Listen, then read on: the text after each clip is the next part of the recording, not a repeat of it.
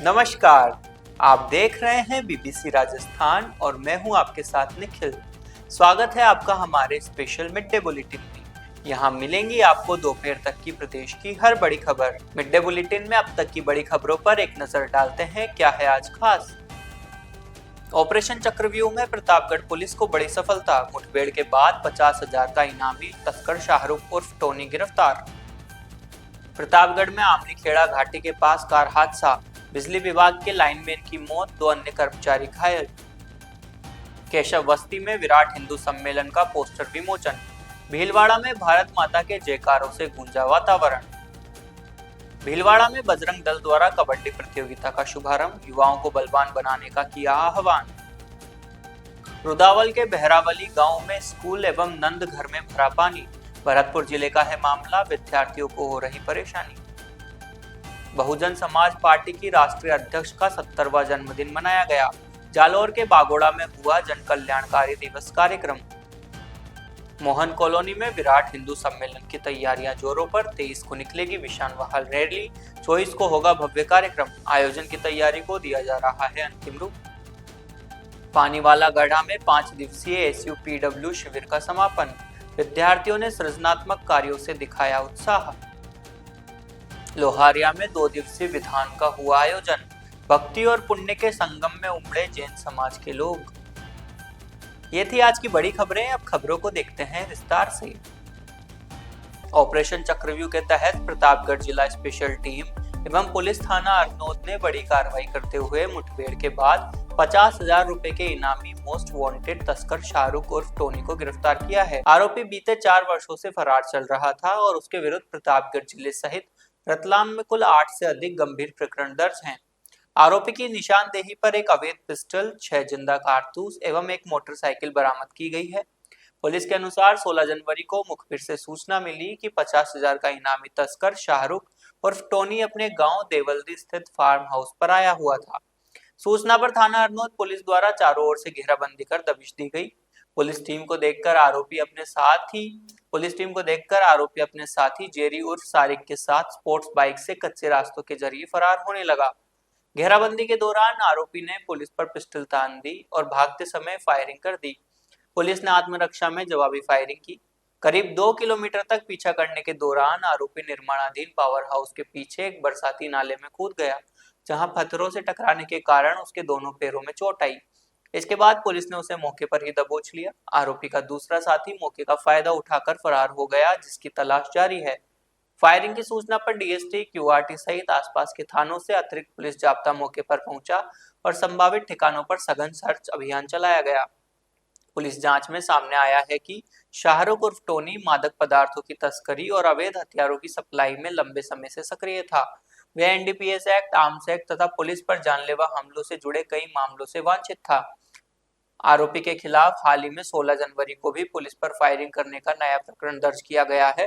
Police ने आरोपी को गिरफ्तार कर आगे की पूछताछ शुरू कर दी है, जबकि फरार साथी की तलाश के लिए टीमें गठित की गई है। पुलिस अधीक्षक प्रतापगढ़ के निर्देशन में की गई इस कार्रवाई को जिले में मादक पदार्थ तस्करी और संगठित अपराध के खिलाफ बड़ी सफलता मानी जा रही है। कल दिनांक DST और अरनोद पुलिस को सूचना मिली कि एक 50,000 का इनामी तस्कर देवल्दी गांव में आया हुआ है और बहुत जल्द वहां से निकलने वाला था। तो इस सूचना पर तुरंत दोनों टीम मौके पे पहुंचे और जैसे ही वो दिखा, उसको पकड़ने की प्रयास में वो वहां से भाग निकला और उसका पीछा करते वक्त उसने पुलिस पे फायरिंग की, जिसमें पुलिस ने भी जवाबी फायरिंग करके उसको दबोचा। इसके साथ इसका साथी जो एक और व्यक्ति था जेरू, वो वहां से भाग निकला। तो इस घटना के आधार पर हत्या का प्रयास, राजकार्य में बाधा और 3/25 आर्म्स एक्ट में मुकदमा दर्ज करके इसको गिरफ्तार किया। ये 50,000 का इनामी तस्कर शाहरुख उर्फ टोनी, ये पहले 8 मुकदमों में वांछित चल रहा था और 4 साल से फरार था। तो इसमें आगे की पूछताछ की जा रही है और इसका साथी जो जेरू, जो नामजद हुआ इस मुकदमे में, उसकी तलाशी के लिए भी टीम लगे हुए हैं और जल्द इसकी गिरफ्तारी की जाएगी। प्रतापगढ़ से अरनोद की ओर जा रही वेन्यू कार आमली खेड़ा गांव के पास अनियंत्रित होकर सड़क किनारे बिजली के पोल से टकरा गई। हादसा इतना गंभीर था कि कार चालक की मौके पर ही मौत हो गई। हादसे में मृतक की पहचान दुर्गालाल नागर पिता मांगीलाल नागर उम्र 40 वर्ष निवासी रावत भाटा जिला चित्तौड़गढ़ हाल निवासी दलोड थाना सलामगढ़ के रूप में हुई है। मृतक बिजली विभाग में लाइनमैन के पद पर कार्यरत था। सिर में गंभीर चोट लगने से मृत्यु होना बताया गया है। कार में कुल 3 व्यक्ति सवार थे, जिनमें से 2 अन्य बिजली विभाग के कर्मचारी घायल हो गए। घायलों में रविशंकर पाटीदार एईएन तथा संदीप सैनी लाइनमैन शामिल है, जिनका जिला चिकित्सालय प्रतापगढ़ में उपचार जारी है। सूचना पर कोतवाली थाना पुलिस मौके पर पहुंची। हादसे के बाद बड़ी संख्या में ग्रामीण व राहगीरों की भीड़ जमा हो गई। पुलिस ने मौके पर यातायात व्यवस्था नियंत्रित कर पुनः सुचारू करवाई। 108 एम्बुलेंस की सहायता से मृतक एवं घायलों को जिला चिकित्सालय पहुंचाया गया, जहां चिकित्सकों ने चालक को मृत घोषित कर दिया। मृतक के शव को जिला अस्पताल की मोर्चरी में रखवाया गया है। वहीं दोनों घायलों का उपचार अस्पताल में जारी है। भीलवाड़ा में 25 जनवरी को आयोजित होने वाले विराट हिंदू सम्मेलन को लेकर केशव बस्ती सर्व हिंदू समाज द्वारा सनातन संस्कृति, धर्म एवं सामाजिक एकता की अभिव्यक्ति के लिए एक भव्य आयोजन की तैयारियां की जा रही है। शनिवार शाम को केशव बस्ती में आयोजित पोस्टर विमोचन कार्यक्रम में महामंडलेश्वर हंसराम उदासीन, हरि सेवा महंत समिति के अध्यक्ष रामकिशन और सुभाष बाहेती, लक्ष्मण लालवानी, गोपाली नानी आदि केशव बस्ती के समाजजन उपस्थित थे। पोस्टर विमोचन के दौरान भारत माता के जयकारों से वातावरण गूंज उठा। आयोजन समिति के नितिन बुलिया ने बताया कि भीलवाड़ा शहर के विभिन्न क्षेत्रों में 25 जनवरी को विराट हिंदू सम्मेलन आयोजित किए जा रहे हैं, जिसमें सनातन संस्कृति और धर्म के महत्व को बताया जाएगा। इस अवसर पर उपस्थित लोगों ने सम्मेलन की सफलता के लिए शुभकामनाएं दी और भारत माता के जयकारों के साथ कार्यक्रम का समापन किया। भीलवाड़ा में चलो खेले कबड्डी, हिंदू युवाओं को बलवान करें अभियान के अंतर्गत BS Ranawat basketball stadium Chitrakoot Dham में भीलवाड़ा महानगर द्वारा 2 दिवसीय कबड्डी प्रतियोगिता का आयोजन किया जा रहा है। इस प्रतियोगिता में पूरे महानगर से 20 टीमें भाग ले रही हैं, जो कबड्डी के माध्यम से शारीरिक सुदृढ़ता, राष्ट्रभाव और संघर्ष करना सीख रही है। कार्यक्रम का शुभारंभ महंत मोहन शरण निम्बार्क आश्रम, राष्ट्रीय स्वयंसेवक संघ के महानगर संघ चालक कैलाश खोईवाल, भीलवाड़ा सांसद दामोदर अग्रवाल और प्रांत से ओम प्रकाश बुलिया द्वारा दीप प्रज्वलित कर किया गया। महानगर संयोजक मुकेश प्रजापत ने बताया कि चलो कबड्डी खेले युवाओं को बलवान करे अभियान का मुख्य उद्देश्य कबड्डी के माध्यम से शारीरिक सुदृढ़ता, राष्ट्रभाव और संघर्ष करना सीखना है, ताकि युवा वर्ग बलिष्ठ बने और समाज की सुरक्षा के लिए हमेशा तैयार रहे। महानगर मंत्री ओम प्रकाश लड्डा ने बताया कि बजरंग दल युवाओं को सकारात्मक दिशा देने और राष्ट्र निर्माण में सहयोगी बनाने के लिए निरंतर विभिन्न गतिविधियों का आयोजन करता रहा है। इस प्रतियोगिता में प्रखंड 1 से तात्या टोपे, माधव, सवाई भोज व प्रखंड 2 से छत्रपति शिवाजी, महाराणा प्रताप, महर्षि वाल्मीकि व प्रखंड 3 से डॉक्टर भीमराव अंबेडकर, बप्पा रावल, राणा सांगा व प्रखंड 4 से अशोक सिंघल व प्रखंड 5 से हेमू कालानी, बाल गंगाधर तिलक व प्रखंड 6 से संत कबीर दास, केशव बलिराम व प्रखंड 7 से सुभाष चंद्र बोस, चंद्रशेखर आजाद के कार्यकर्ताओं ने भाग लिया। आज बजरंग दल द्वारा कबड्डी प्रतियोगिता प्रारंभ हो रही है।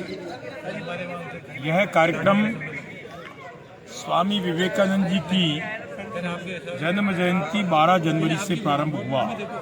पूरे देश में 5000 स्थानों पर इस प्रकार के कबड्डी प्रतियोगिता के कार्यक्रम आयोजित हो रहे हैं। इसका मकसद विश्व हिंदू परिषद बजरंग दल का यह है कि भारत का युवा भारतीय खेल से जुड़े, भारत का युवा बलवान बने और आने वाली सनातन विरोधी चुनौतियों का डटकर मुकाबला करने में सक्षम हो।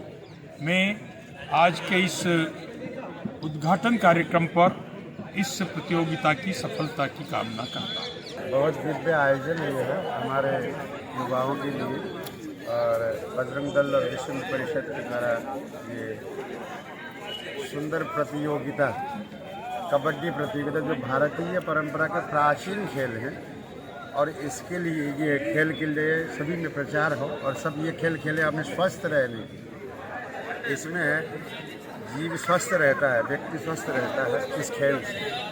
बहुत अच्छा लगा, दिव्य है ये। भरतपुर जिले के बहरावली गांव के सरकारी विद्यालय के हालात इतने बदतर हैं कि बच्चों को अध्ययन के लिए काफी मशक्कत करनी पड़ रही है। वहीं विद्यालय के पास ही छोटे बच्चों के लिए बने नंद घर में पिछले 6 महीने से पानी भरा हुआ है। ग्रामीण एवं विद्यालय स्टाफ से बातचीत करने पर पता लगा कि ग्रामीणों ने गांव की तालाब पर अवैध कब्जा कर रखा है, जिससे पानी अवरुद्ध हो गया। वहीं पानी नंद घर में भर जाता है। इससे बच्चों की पढ़ाई बाधित हो रही है एवं सरकार द्वारा बनाए गए नंदघर का सदुपयोग भी नहीं हो पा रहा। अब ग्रामीणों ने सरकार एवं प्रशासन से जल्द ही विद्यालय एवं नंदघर के हालातों को सुधरवाने की मांग की है। वहीं गांव के मुख्य रास्ते एवं तालाब पर हो रहे अवैध अतिक्रमण को हटाने की मांग की गई है। शासन प्रशासन को अवगत कराना चाहता हूं कि जब से ये विद्यालय संचालित हुआ है, तब से इस विद्यालय में दोनों गांव के दोनों साइड का पानी इसी गांव में इसी विद्यालय में जमा होता है। पोखर है, साइड में पोखर भी अतिक्रमित है, 60% पोखर अतिक्रमित हो रखी है और दूसरी साइड से भी गांव का पानी, जैसा कि आप नाली में देख रहे हैं, बदस्तूर चलता रहता है। बरसाती दिनों में 3 से 4 महीने बच्चों को अस्थायी रूप से पढ़ाने के लिए बिठाया जाता है। ना तो शिक्षा सुचारू रूप से चल पाती है, ना ही कोई खेल गतिविधि हो पाती है। वर्तमान में देखा जाए तो ये हमारे लिए जो जमीन दी थी, जाटव भाइयों ने पढ़ने के लिए दान की थी।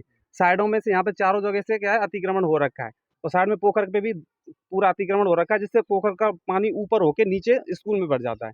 ये मेजर समस्या है। इसके बारे में हम शासन प्रशासन को लेटर पैड पे और पेपर वर्क पूरा करके अवगत करा चुके हैं, लेकिन वही ढाक के 3 पात शासन प्रशासन ने कोई भी ध्यान नहीं दिया। अभी कुछ माह पूर्व एमएलए साहब की रिकमेंडेशन से हमने कुछ खेल मैदान की जगह थी, वो खाली करा ली थी। उसमें थोड़ी और जगह है, वो प्रॉपर पैमाइश के बाद वो भी खाली हो जाएगी। तो खेल मैदान तो हमारा सेफ सिक्योर है, लेकिन वर्तमान में जो संचालित स्कूल है उसकी स्थिति बिल्कुल बदहाल है। इस संदर्भ में हम कहना चाहते हैं शासन प्रशासन से, प्लीज हमारा बच्चों की शिक्षा के प्राथमिकता वाले जो काम है, कोई भी जनप्रतिनिधि हो या शासन प्रशासन वाला कोई भी आदमी हो, प्राथमिकता वाले काम सबसे पहले करे जाएं। जैसे कि शिक्षा हुई, चिकित्सा हुई। अगर शिक्षा की स्थिति इस तरह बदहाल रही तो फिर शिक्षा नहीं होगी तो बच्चे कैसे पढ़ेंगे, कैसे समाज आगे बढ़ेगा, कोई गांव का समाज कैसे आगे बढ़ेगा। हमारे गांव के स्कूल की हालत बहुत खराब है। इसमें कोई सुनवाई होती नहीं है।